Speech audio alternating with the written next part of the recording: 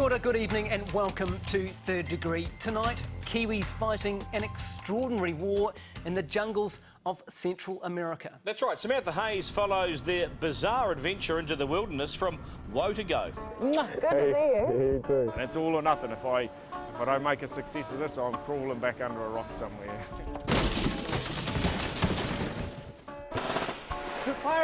Down.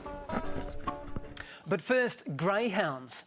They're a racing dog, so I guess most of us don't have too much to do with greyhounds. No, I haven't. Have you been to a race? I've never thought about going to a greyhound race. No, neither have I. These things are big business in New Zealand, but is it right to treat these dogs as some kind of useful but expendable business tool? That's right. It's a good question for most of us who have pets at home, have a dog at home and treat it pretty much as part of the family. The story is going to be quite an eye-opener. That's right. Paula Penfold's been investigating these dogs and what happens to them when they become simply too slow for the track. Tonight's revelations will shock you. This is the image we all have of greyhound racing. Lean machines sprinting at 60 kilometres an hour. Dogs that are bred to race for an industry where punters spend $170 million a year. But what happens if those dogs aren't fast enough for the track? This is how the industry likes to portray what becomes of them in retirement. And for a few hundred a year, it is like this. They're adopted into people's homes. But we've obtained footage that shows for the first time the full picture, that for other dogs, nobody knows how many, life ends like this. We're constantly receiving information about what is happening to these dogs, and it's grim. They're winding up being shot and thrown in offal pits. We've been receiving that information for a long time too. Healthy dogs culled and disposed of, not just older dogs, but ones that aren't fast enough in the first place. And now this footage raises questions not only about the property where it was filmed, but about the whole industry. We've come back to this issue with good reason. A year ago, we investigated greyhound racing amidst growing pressure from animal welfare activists for the industry to be shut down. Way to go. Unfortunately for Greyhound Racing New Zealand and its CEO, Jim Leach, we were watching a race together when a dog was injured on the track and subsequently euthanized. So that's now being carried off, clearly injured. Clearly injured, yeah. Greyhound Racing New Zealand itself took the concerns raised in our story seriously enough that it commissioned a $200,000 welfare report. We've appointed a welfare manager, which is a new position. That report has just been completed, and Jim Leach wanted to give us a detailed presentation of its findings. There were no major issues related to the care of greyhounds during their racing careers, including what they need to do to clean up their act. Not to put too fine a point on it, but too many dogs are dying in your industry. Yes.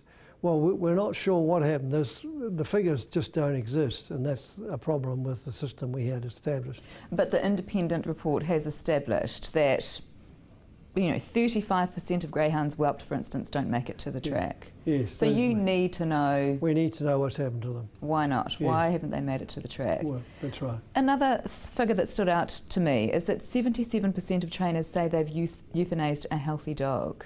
Did that surprise you that the figure is that high? Yes, it did actually, yes. And when they say a healthy dog, it may well be many healthy dogs. It could be, yes. I mean, somebody has to manage that process, and we just can't afford to leave it in free fall. We have to manage that process for the good of everybody in the industry. There is a long way to go in some aspects, isn't there? Yes. I'm sorry to spring this on you, but I do want to show you something because I want to get your genuine reaction to something. Right.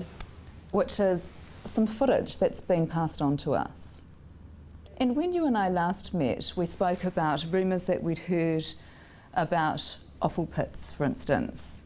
And you said, well, I've heard those rumours too. It would concern me. Show me the evidence. Yeah. Well, we have the evidence now. This is one of the things that's been shown to us. This is dogs that have been incinerated, greyhounds that have been incinerated. Right. Does seeing this concern you? Yes, absolutely. I mean, we don't condone anybody behaving like that. This one is simply an offal pit. We don't know how many bodies are in there. And again, it's not possible to say how they died in the first instance. No. So what do you make of that practice? Well, I think that's quite unacceptable, and we would certainly take the strongest possible view on people who behave in this way. If they're licensed greyhound trainers or licensed owners, then I think they're in for a change of career if we catch up with them. Well, then I've got something to tell you which will be extremely concerning then, because this was filmed on the property of Phil Green, who's the head of your welfare committee. That really does surprise me. Are you prepared to leave me with copies of this? I'd have to consult, Yes. but I suspect we would be. Okay, well, we'll have a full investigation into it, I can assure you. Along with that video footage, we received this, a dog's skull uplifted from the same property. We took it to vet Jodie Birchall for analysis because we wanted to know, for one thing, how old it was when it died. Because not only are dogs disposed of when they've finished racing, the industry's own report shows a third of dogs never even make it to the track. So this is the x-ray we took of the skull, and basically it's easiest to see in the big canine tooth there. Yeah. It's got a dark piece right down the middle. Yeah. In a young dog, when it's still a puppy, that will be very, very wide, probably like half the width of that tooth. Right. Okay, in an old dog, that will just be like a thin black line. Okay. So this is, it's quite wide. So it is still a young dog. I would say it's less than 2 years old. Oh, okay. But it's, impossible to age it accurately. But that's a pretty, that's the best test of age, is it? Yes. That canine, that Yeah, tooth once measure. they probably get over 5, then that would be a thin line, so you wouldn't really be able to tell if the dog was 5 or 8 because it would look the same. Right. But that's still a young dog. Okay, all right. Of course, we don't know why this particular dog died young. There could be a number of explanations. It's not pretty, this footage, and because of the state of the dogs, it's impossible to tell much, including their ages or cause of death. But the sentiment behind these actions is clearly evident to Aaron Cross of the Greyhound Protection League. This flies in the face of any claim of respecting and loving these animals and treating them really well. It's not a dignified ending, is it? It is what it is. I think the public should judge for themselves, really. Well, that's the point, isn't it? Because it is what it is. There's nothing illegal about doing that, is there? We don't know the circumstances under which they died, but I think it's a question of values rather than legality, and the fact that this is done on such a large scale. I mean, this is not a one-off instance. This is what happens in the racing industry.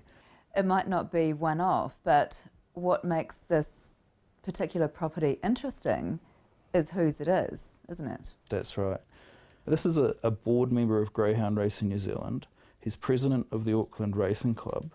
He's chairman of their Animal Welfare Committee. He's a microchipping and branding steward, and he's also a board member of the Greyhounds as Pets Charitable Trust. So you could not really personify greyhound racing in a single person like you have here. He's the literal embodiment of the racing industry. And this is how they operate. Well, that's right, isn't it? That guy, the trainer with the pit in his backyard, is the embodiment of the industry in this country, and now he's under investigation. Yeah, that's right. Paula's had a pretty good hit rate as well. This is the second inquiry that they have launched because of her stories. That's right. Well, who is this trainer? Who is this guy? What is he about? Paula Penfold catches up with him after the break.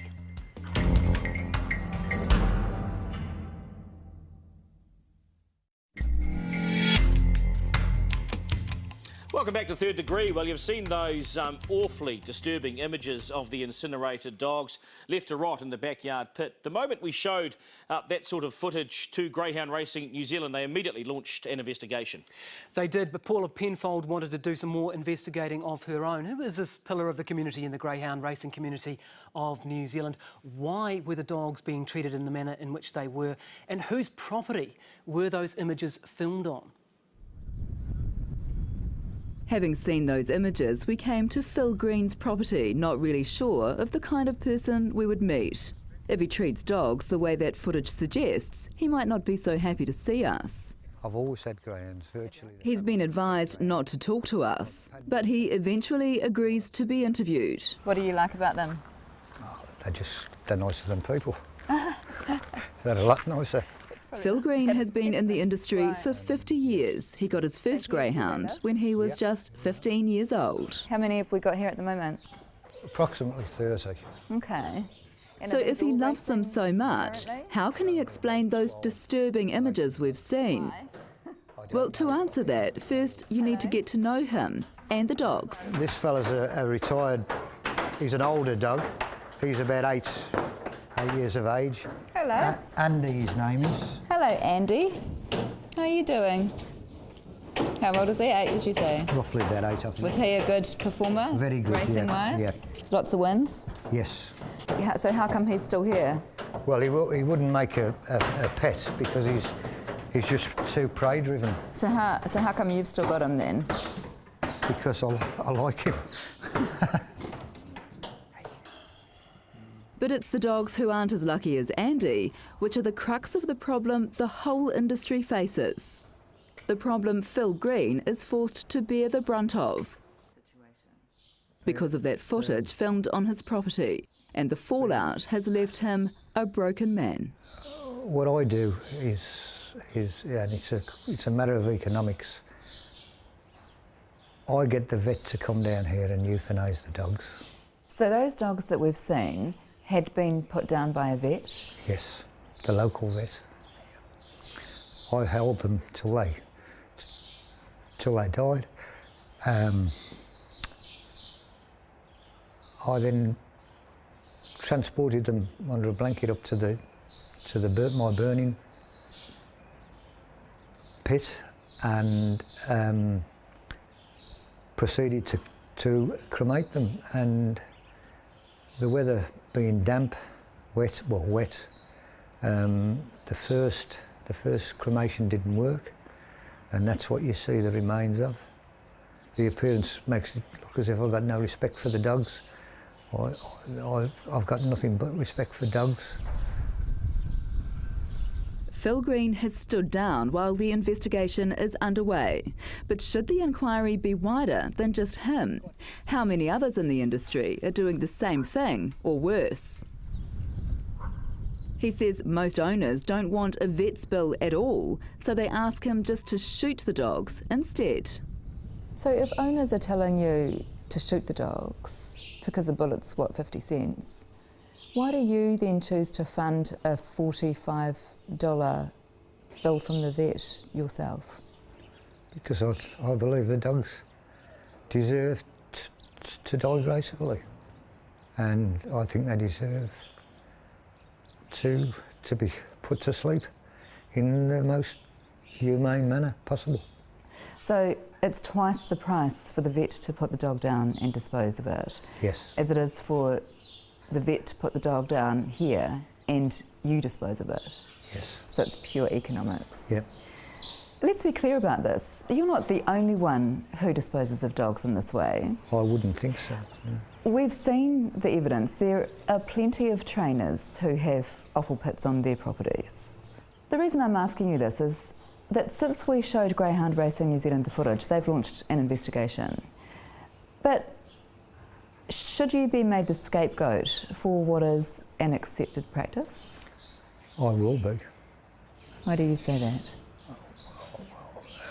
Well, basically because you obtained the footage. It'll be looked at and people will put a slant on it, and the general public will perceive it as being horrific. as did Greyhound Racing New Zealand. But we're surprised that they're surprised, given this kind of practice is common knowledge within the industry. And we've spoken to several trainers who are happy to dob in others for exactly the same thing. But now that we've given them proof, the industry is again reviewing its welfare code, this time around the disposal of dogs. As welfare campaigners continue to pour on more pressure, the reality of daily life of greyhounds born into the racing industry is coming under more scrutiny. This footage, filmed in secret and handed to Third Degree, shows the behind-the-scenes world of the greyhounds. We're not making any judgment here. There'll be plenty of people who find these conditions fine. The owner is a very senior figure in the greyhound industry, and when he learned we had this footage, he said he has nothing to hide, and this proves he looks after his dogs, even in retirement. So what next? Well, the sport itself argues it's already well on the way to lifting its game, with promises that there'll be fewer dogs in the first place, meaning less culling, and that when they do come to the end, their exit will be more dignified. You're very cognizant, aren't you, of the potential damage to the industry of not fixing problems like this? Oh, absolutely, yeah. Clearly, the welfare of the dogs is the number one consideration that we've got. They're our heroes, so we should be looking after them much better. Well done, good story. So they admit that these dogs need to be looked after in a much better fashion, but the thing is, they don't make good pets. They don't live some kind of gentle retirement, do they? They are simply disposed of. That's right. I mean, this is an industry under huge pressure, isn't it? It's almost like they've, been dragged into the 21st century. I mean, things used to operate in a certain way and people turned a blind eye, but internationally and at home in New Zealand, there's huge pressure on these welfare industries. I think they're going to have to either clean up their act or this industry faces being shut down. No, it's a very, very good story. All right, up next, a bunch of Kiwis waging war, but against who? In the jungles of Central America. Sam Hayes catches up with them, and I tell you what, you've got to see this story. Good copy. We'll be on our way in 5 minutes, over. Woo-hoo! Pete boards the boat and confronts the captain. Sweet, bro. I tell you, man, I think it's a good feeling.